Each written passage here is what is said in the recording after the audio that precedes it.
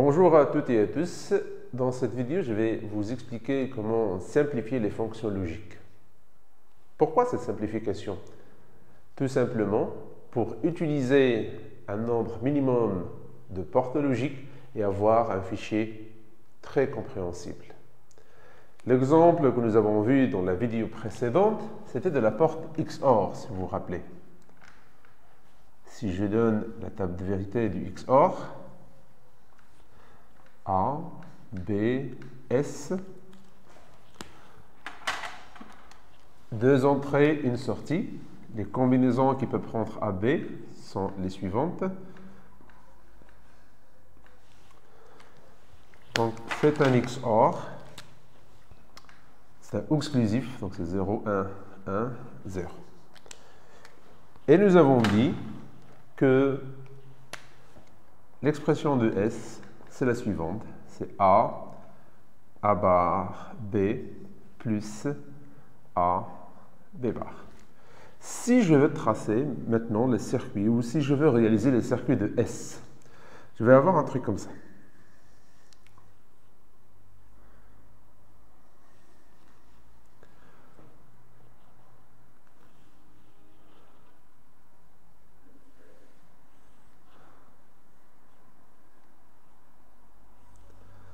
Ça, par exemple, c'est A, et ça, c'est B.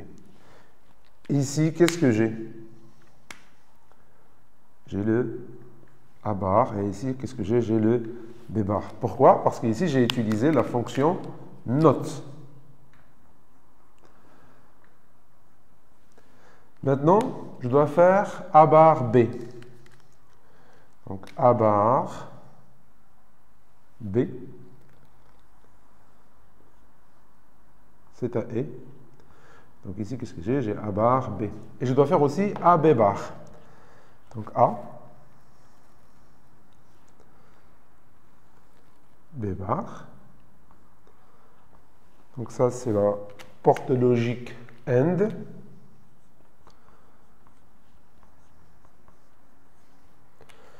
Donc ici, qu'est-ce que j'ai? J'ai A, B bar. Et maintenant, je dois ajouter la somme. Pour la somme,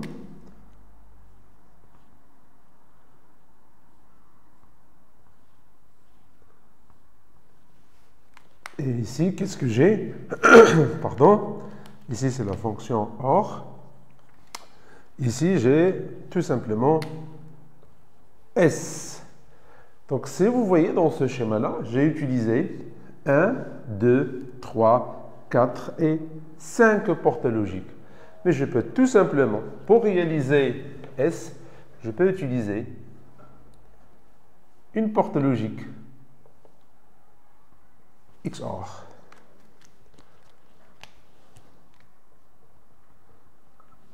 Ici, je vais avoir A, B, et ici, j'ai S. Donc, d'après vous, est-ce qu'il est préférable d'utiliser ces circuits-là ou bien ces circuits-là? Automatiquement, vous allez me dire qu'il est préférable d'utiliser un circuit avec une seule porte logique que celui avec 5 portes logiques. Donc, c'est ce qu'on va voir dans cette vidéo, c'est comment simplifier les fonctions logiques pour utiliser le minimum de portes pour la réaliser. Pour cela, nous allons commencer par ce qu'on appelle les équations logiques fondamentales. Les équations logiques fondamentales. Il existe 8 équations logiques fondamentales quasi triviales. Nous allons les décrire technologiquement pour les vérifier. Mais avant cela, il faut comprendre quelques notions très importantes. Ici, dans le premier circuit, on a un circuit toujours ouvert. On a un contact absent, donc on dit qu'on a un zéro logique permanent. Dans le deuxième circuit, c'est un circuit toujours fermé, donc on a un contact toujours présent et on dit qu'on a un 1 logique permanent. Il faut aussi savoir que la somme logique, ça correspond à deux contacts en parallèle et que le produit logique correspond à deux contacts en série. Commençons par la première équation. A plus 0 est égal. Donc ici, qu'est-ce qu'on a? On a la somme logique. Donc automatiquement, je sais qu'on a deux contacts en parallèle et j'ai un des contacts qui est égal toujours 0, un contact toujours ouvert. Dans ce cas-là, soit A est égal à 1 et dans ce cas-là, le courant va passer et la sortie est égale à 1, soit A est ouvert, A est égal à 0 et dans ce cas-là, la sortie est égale toujours 0. Donc tout simplement, A plus 0 est égal toujours à la valeur de A. Deuxième équation. A fois 0 est égal. Donc ici, j'ai le produit logique. Ça veut dire, j'ai un contact A en série avec un 0 permanent. Tout simplement, quelle que soit la valeur de A, le courant ne va jamais passer et on va toujours avoir la sortie qui est égale à 0. Troisième équation, si j'ai dit A plus 1.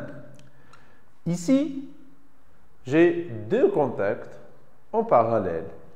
A en parallèle avec un circuit toujours fermé. Tout simplement, le courant va toujours atteindre la sortie parce qu'il passe par le 1 logique toujours permanent. Donc A plus 1 est égal à 1. Quatrième question, c'est A fois 1 est égal.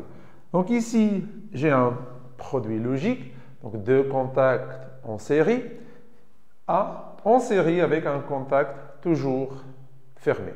Donc soit le courant va passer par A, si A est égal à 1, soit il ne va pas passer car A est ouvert et A est égal à 0. Donc tout simplement, A fois 1 est égal à A. Si A est égal à 1, donc 1 fois 1, ça nous donne 1. Et si A est égal à 0, donc 0 fois 1, c'est égal à 0. Cinquième question, c'est A plus A. Donc ici, qu'est-ce qu'on a? On a deux contacts qui ont la même valeur. Soit les deux sont ouverts, soit les deux sont fermés. Donc tout simplement, la sortie est égale à 1. S'ils sont tous les deux fermés, alors A est égal à 1. S'ils sont tous les deux ouverts, alors A est égal à 0. Sixième équation, c'est A fois A est égal. Ici, on a deux contacts en série qui ont la même valeur. Soit les deux sont ouverts, A est égal à 0 et dans ce cas-là, la sortie est égale à 0. Soit les deux sont fermés et dans ce cas-là, la sortie est égale à 1. Donc A fois A, ça nous donne un A. Il faut savoir qu'en logique, il n'existe ni coefficient ni exposant. Septième équation, c'est A plus A bar. Donc ici, j'ai la somme logique. Donc j'ai deux contacts en parallèle, mais de valeur inverse. Si le premier est égal à 0, ça veut dire si le premier contact est ouvert, le deuxième contact sera fermé. Ici, l'inverse, si le premier est fermé, automatiquement le deuxième sera ouvert. Et dans ce cas-là, on va toujours avoir la sortie est égale à 1, car le courant, soit il va passer par le niveau haut, ou bien par le niveau bas. Huitième et dernière équation, c'est A fois A bar est égal. Ici, c'est la même chose, on a deux contacts de valeur inverse. Et dans ce cas-là, on peut constater que le courant ne va jamais atteindre la sortie. Pourquoi? Parce que si A est égal à 1, alors A bar sera fermé. Et si A est égal à 0, automatiquement, vous avez A bar qui sera ouvert. Donc le courant ne va jamais atteindre la sortie et la sortie est égale toujours à 0.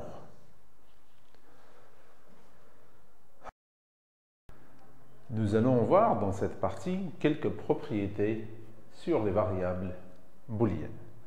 La première propriété que nous allons voir, c'est ce qu'on appelle l'idempotence.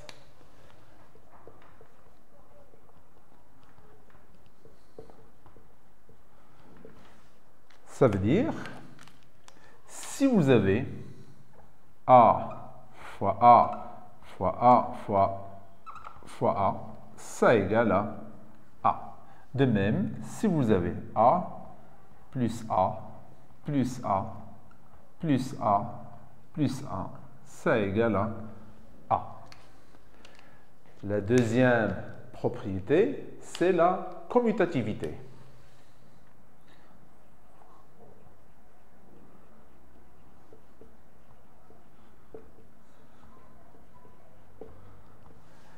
La commutativité nous dit que si vous avez A fois B, ça égale à B fois A. De même, si vous avez A plus B, ça égale à B plus A. La troisième relation, ou la troisième propriété, c'est l'associativité.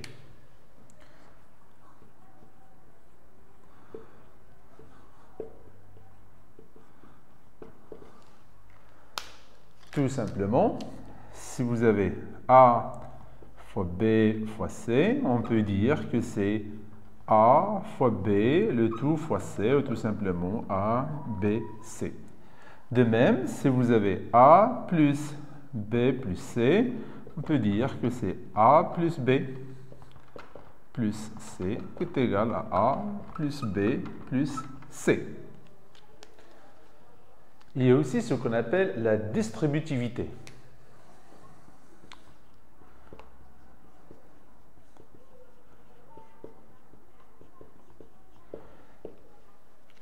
Ce que nous connaissons, c'est la distributivité du produit par rapport à la somme. Ça veut dire, si vous avez A fois B plus C, alors automatiquement, ça nous donne A fois B plus A fois C. Donc ça, c'est la distributivité du produit par rapport à la somme. En logique booléenne, nous pouvons aussi faire la distributivité de la somme par rapport au produit. Si vous avez A plus B fois C, ça égale à A plus B fois A plus C. Il faut savoir que la distributivité de la somme par rapport au produit, on peut la faire seulement en logique booléenne. En arithmétique, cette opération est impossible ou bien incorrecte. Il y a aussi la dernière propriété qu'on va utiliser, c'est l'involution. Tout simplement,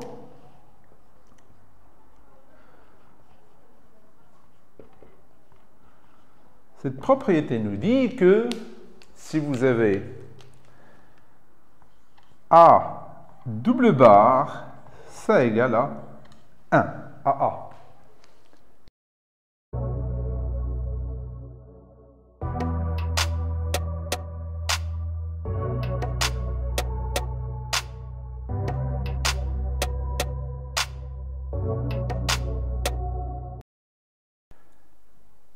Dans cette partie, je vais présenter ce qu'on appelle les identités remarquables. Donc, ce sont des simplifications prédéfinies que vous pouvez utiliser lors de la simplification des fonctions logiques. Ici, nous avons trois identités remarquables. A plus B fois A plus C qui est égal à A plus BC. Démonstration.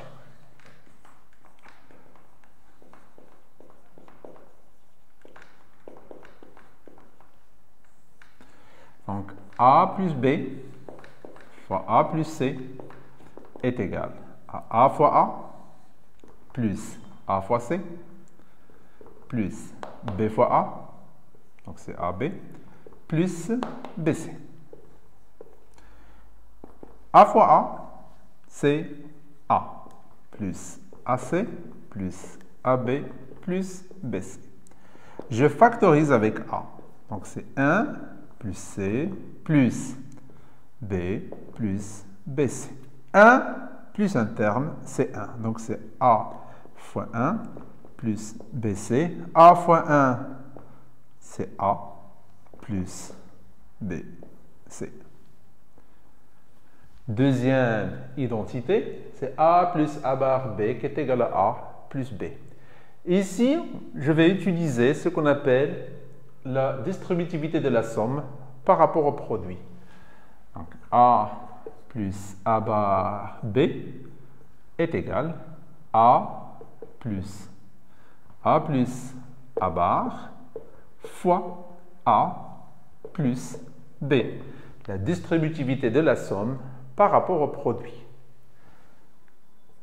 A plus A bar, c'est 1 fois A plus B. Donc, c'est A plus B.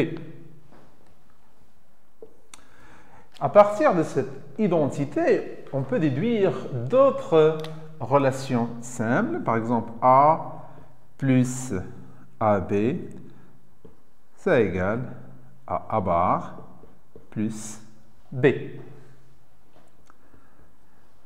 De même, A plus A bar B bar, ça égale à A plus B bar, et ainsi de suite. Passons maintenant à la troisième identité, on l'appelle l'identité de Blake.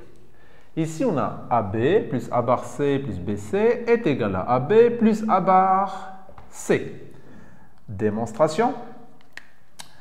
Donc, AB plus A bar C plus BC. Je vais factoriser par A. Ou plutôt, je vais factoriser par C. Je vais avoir A bar plus B plus A B. Ce terme-là, c'est quoi? C'est A bar plus B. Je peux dire, je vais utiliser cette identité-là. A bar plus B, c'est A bar plus AB. Donc, c'est A bar plus AB plus AB. Donc, ça nous donne A bar C plus ABC plus AB. A bar C, je vais factoriser par AB. Donc, c'est C plus 1. C plus 1, c'est 1. Donc, ce qui nous reste, c'est A bar C plus AB. Donc, ça, c'est la démonstration des trois identités remarquables qu'on va utiliser pour la simplification algébrique des fonctions logiques.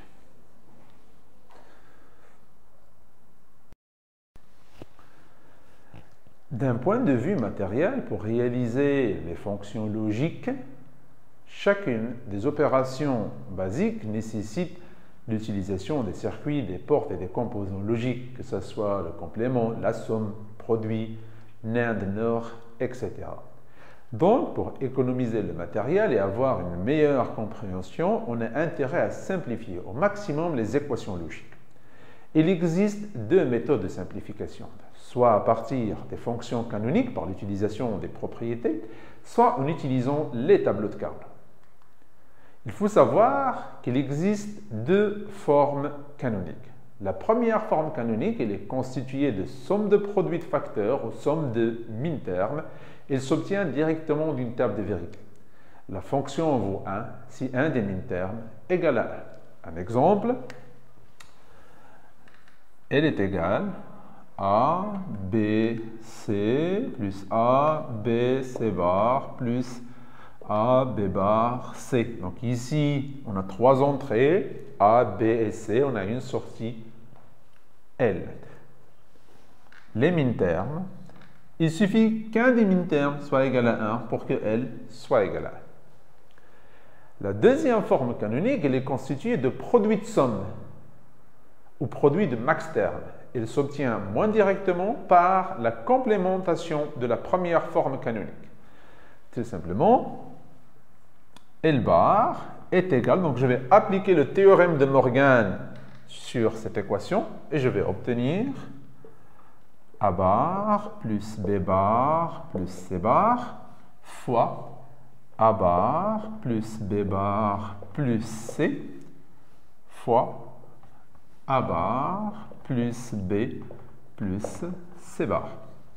Donc j'ai appliqué le théorème de Morgan sur l'équation de L et j'ai obtenu L bar.